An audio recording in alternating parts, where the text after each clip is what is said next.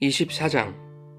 사람이 아내를 맞이하여 데려온 후에 그에게 수치되는 일이 있음을 발견하고 그를 기뻐하지 아니하면 이혼 증서를 써서 그의 손에 주고 그를 자기 집에서 내보낼 것이요, 그 여자는 그의 집에서 나가서 다른 사람의 아내가 되려니와 그의 둘째 남편도 그를 미워하여 이혼 증서를 써서 그의 손에 주고 그를 자기 집에서 내보냈거나, 또는 그를 아내로 맞이한 둘째 남편이 죽었다 하자 그 여자는 이미 몸을 더럽혔은즉 그를 내보낸 전 남편이 그를 다시 아내로 맞이하지 말지니 이 일은 여호와 앞에 가증한 것이라. 너는 내 하나님 여호와께서 내게 기업으로 주시는 땅을 범죄하게 하지 말지니라. 사람이 새로이 아내를 맞이하였으면 그를 군대로 내보내지 말 것이요, 아무 직무도 그에게 맡기지 말 것이며, 그는 1년 동안 한가하게 집에 있으면서 그가 맞이한 아내를 즐겁게 할지니라. 사람이 맷돌이나 그 윗짝을 전당 잡지 말지니 이는 그 생명을 전당 잡음이니라. 사람이 자기 형제 곧 이스라엘 자손 중 한 사람을 유인하여 종으로 삼거나 판 것이 발견되면 그 유인한 자를 죽일지니 이같이 하여 너희 중에서 악을 제할지니라. 너는 나병에 대하여 삼가서 레위 사람 제사장들이 너희에게 가르치는 대로 내가 힘써 다 지켜 행하되 너희는 내가 그들에게 명령한 대로 지켜 행하라. 너희는 애굽에서 나오는 길에서 내 하나님 여호와께서 미리암에게 행하신 일을 기억할지니라.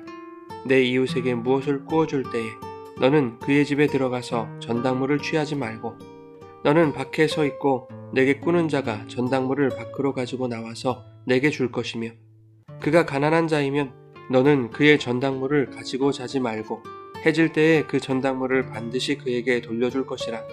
그리하면 그가 그 옷을 입고 자며 너를 위하여 축복하리니 그 일이 내 하나님 여호와 앞에서 내 공의로움이 되리라. 곤궁하고 비난한 품꾼은 너희 형제든지 내 땅 성문 안에 우거하는 객이든지 그를 학대하지 말며 그 품삯을 당일에 주고 해진 후까지 미루지 말라. 이는 그가 가난함으로 그 품삯을 간절히 바람이라. 그가 너를 여호와께 호소하지 않게 하라.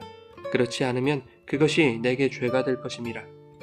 아버지는 그 자식들로 말미암아 죽임을 당하지 않을 것이요, 자식들은 그 아버지로 말미암아 죽임을 당하지 않을 것이니 각 사람은 자기 죄로 말미암아 죽임을 당할 것이니라. 너는 객이나 고아의 송사를 억울하게 하지 말며 과부의 옷을 전당 잡지 말라. 너는 애굽에서 종되었던 일과 내 하나님 여호와께서 너를 거기서 속량하신 것을 기억하라. 이러므로 내가 내게 이 일을 행하라 명령하노라. 내가 밭에서 곡식을 벨 때에 그 한 뭇을 밭에 잃어버렸거든. 다시 가서 가져오지 말고 나그네와 고아와 과부를 위하여 남겨두라. 그리하면 내 하나님 여호와께서 내 손으로 하는 모든 일에 복을 내리시리라. 내가 내 감람나무를 떤 후에 그 가지를 다시 살피지 말고 그 남은 것은 객과 고아와 과부를 위하여 남겨두며, 내가 내 포도원의 포도를 딴 후에 그 남은 것을 다시 따지 말고 객과 고아와 과부를 위하여 남겨두라. 너는 애굽 땅에서 종되었던 것을 기억하라. 이러므로 내가 내게 이 일을 행하라 명령하노라. 여러분, 좋은 아침입니다. 오늘도 말씀의 은혜가 여러분의 삶에 풍성히 임하기를 소망합니다. 24장 말씀도 여러 가지 규례에 대한 모세의 설교입니다. 크게는 이혼 증서에 대한 규정과 기타 규정으로 나눌 수 있는데, 약자들의 생계와 생명을 보호해야 할 것과 인권에 대하여 존중하고 배려한다는 공통적인 가치가 모든 규정 속에 흐르고 있습니다. 1절부터 4절까지는 이혼에 관한 규례입니다. 기본적으로 하나님이 취하시는 입장은 이혼하지 않기를 바라시는 것이죠. 그럼에도 불구하고 인간의 연약함과 불의함으로 인해 함께 살 수 없는 경우들이 생겼을 때 본문에서 주시는 규례를 통해서 심사숙고하도록 하시는 것입니다. 앞선 22장에서는 율법이 이혼을 허용하는 경우를 언급하는데, 그것은 처녀가 아니었음을 남편에게 속이는 경우에 한하고 있다는 것이었죠. 오늘날 여성들에게는 불편하게 들릴 수도 있는 이야기지만 이것이 고대 사회법이었다는 것을 감안해야만 합니다. 처녀가 아니었음을 남편에게 속이고 결혼을 한 것이 죄가 되는 것은 이스라엘의 율법상 약혼하지 않고 동침할 수 없기 때문이고, 만약 남편 이전에 동침한 남자와 약혼하지 않은 채 동침을 했다면 동침한 남자가 여자의 아버지에게 은 50세겔을 주고 그 여자를 아내로 삼아야 하는 것이 22장에서 주신 규례였기 때문입니다. 다시 말하면 처녀가 아닌 것 자체를 죄로 본다는 측면보다는 그 여자가 율법을 어겼다는 것을 죄로 보는 것이죠. 여자의 죄가 드러난다면 그와 동침한 남자도 동일하게 처벌받게 될 것입니다. 그런가 하면 현재의 남편과 약혼을 하고서도 다른 남자와 동침한 것이라면 그것은 이혼 사유가 아니라 사형에 처해지는 중한 죄가 되는 것이죠. 율법이 이렇게 명확한 이혼의 기준을 주고 있지만 이스라엘 사회에서는 남자의 권위에 의해 사회적 약자인 여성들이 벌여지는 일들이 비일비재했고 그렇게 벌여진 여인들은 부정한 여인으로 낙인 찍혀 힘겨운 삶을 살 수밖에 없었던 것입니다. 아이를 낳지 못한다거나 단순히 외모가 마음에 들지 않는다는 이유로 심지어 실증났다거나 기타 여러 가지 이유를 붙여 아내를 버렸습니다.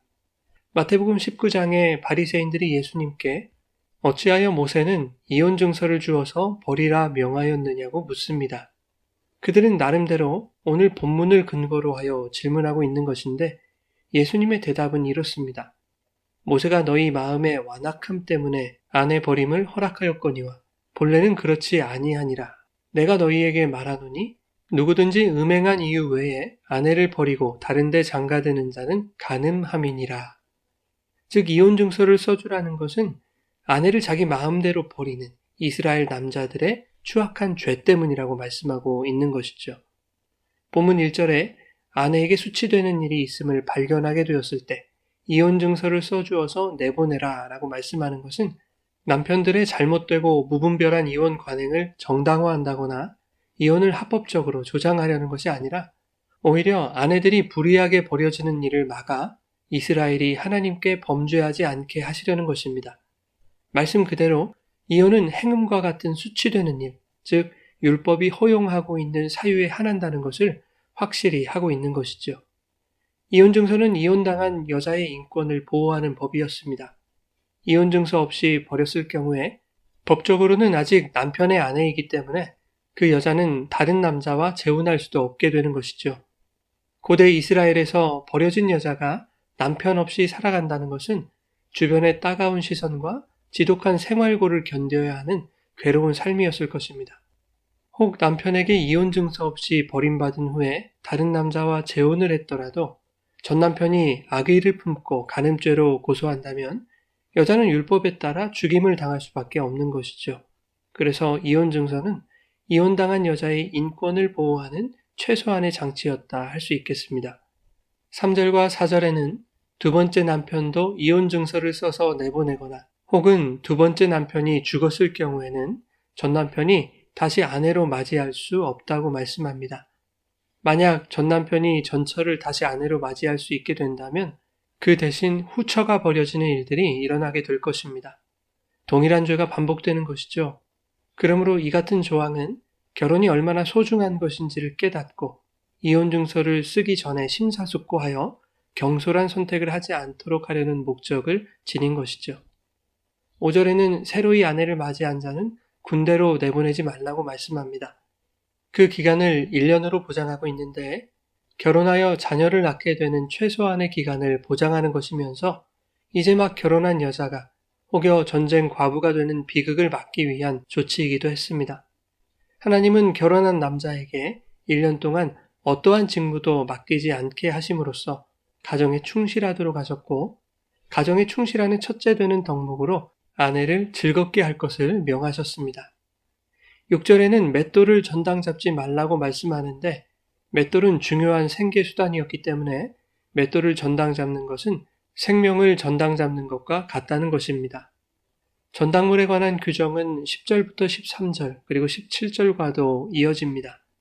10절부터 13절은 이웃에게 무엇을 구워줄 때 채권자가 채무자의 집에 들어가서 전당물을 취하지 말고 전당물은 채무자가 결정하도록 했습니다. 이것은 채권자의 가혹하고 무례한 처사를 막아 채무자의 인권을 보호하려는 것인데 담보를 설정하는 것이 가난한 자에게 더욱 극심한 고통이 되지 않도록 하려는 것이죠. 13절에는 가난한 자의 겉옷을 전당 잡지 말 것을 우회적으로 말씀하고 있습니다. 채무자에게 있어 겉옷은 밤에 덮고 잘 이불로 사용할 만큼 그가 얼마나 가난한 자인지 보여주는 것입니다. 그러므로 채권자는 가난한 채무자의 기본적인 생필품을 전당잡았을 때 해지기 전에 돌려주어서 채무자의 기본적인 생존이 침해받지 않도록 하려는 것이죠. 그런데 17절에는 과부에게서는 겉옷마저도 전당잡지 말라고 명하고 있습니다. 하나님이 가난한 자와 연약한 자를 얼마나 배려하시는지를 알 수 있는 것이죠. 7절에는 인신매매와 납치 등으로 형제를 파는 범죄에 대해서는 사형을 선고하고 있습니다. 인간의 생명을 물건처럼 다루고 타인의 생명으로 자신의 이익을 챙기려는 자는 형제의 생명과 이익을 서로가 보장하고 지켜야 한다는 이스라엘의 공동체 정신에서 벗어나는 것이기에 그러한 자들은 엄중한 형벌로 다스리라고 말씀하고 있는 것이죠. 8절과 9절은 나병에 대한 규정입니다. 나병에 대해서는 제사장들이 가르치는 대로 힘써 지키라고 말씀하고 있습니다. 9절에는 나병과 미리암에게 행하신 일을 연관짓고 있는데 미리암에게 발병한 나병은 그녀의 죄로 인한 것이었음을 상기시키면서 나병이 죄와 관련된 것임을 상징적으로 말하고 있는 것이죠. 모세의 누이였던 미리암도 나병에 걸리자 율법의 규정대로 7일간 이스라엘 진영 밖에서 격리되었던 것을 기억하고 나병과 같은 죄의 증상들에 대해서는 하나님이 제사장들을 통해 주시는 말씀에 따라 순종하여 질병이나 죄가 공동체에 전염되는 것을 방지하라는 것입니다. 16절은 복수에 관한 규정인데 고대 사회에서는 아버지의 원수를 아들에게 갚거나 아들의 잘못에 대해 아버지에게 해코지하는 경우가 많았습니다. 아무리 가족이라 하더라도 내 죄가 아닌 것으로 억울한 죽음에 이를 수 있는 것이죠. 이러한 부당한 피해 복수를 막기 위한 것이 16절의 규례인 것이죠. 14절과 15절은 가난한 품꾼들의 품삯을 미루지 말라는 내용인데 동족과 객의 구분 없이 모든 품꾼들의 품삯은 당일에 주도록 하고 있습니다. 품꾼은 하루를 벌어서 하루를 먹고 사는 사람들입니다. 품삯이 미뤄지게 된다면 품꾼은 물론 그에게 속한 가족들까지 하루를 굶게 되는 것이죠. 품꾼에게 대한 학대는 다른 것이 아닙니다. 그날 일한 대가를 그날 받지 못하는 것만큼 가혹한 학대가 없는 것이죠. 만일 품삯을 다음날 지급한다 하더라도 그 사람은 이미 학대의 범죄를 범한 것입니다. 하나님은 그러한 학대를 금하고 계시는 것이죠. 17절과 18절은 연약한 자들의 송사를 억울하게 하지 말라고 말씀합니다.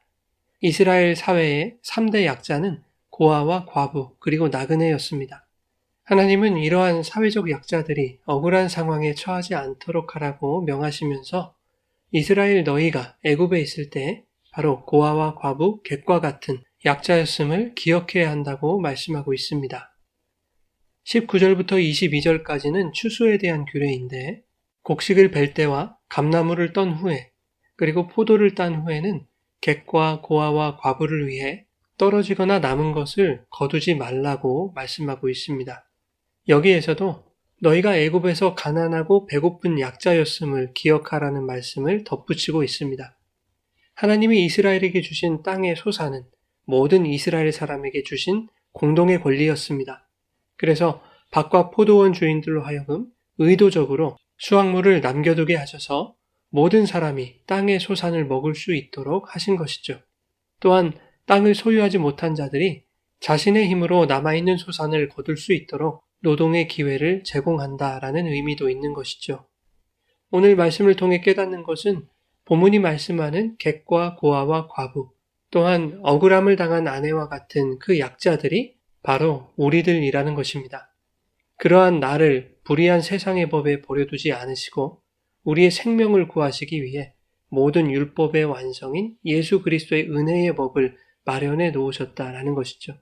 이 크신 사랑과 은혜를 기억하고 감사하며 오늘도 은혜의 법이신 예수 그리스도를 의지함으로 모든 율법의 속박에서 벗어나는 자유한 삶이 되시기를 예수님의 이름으로 축원합니다.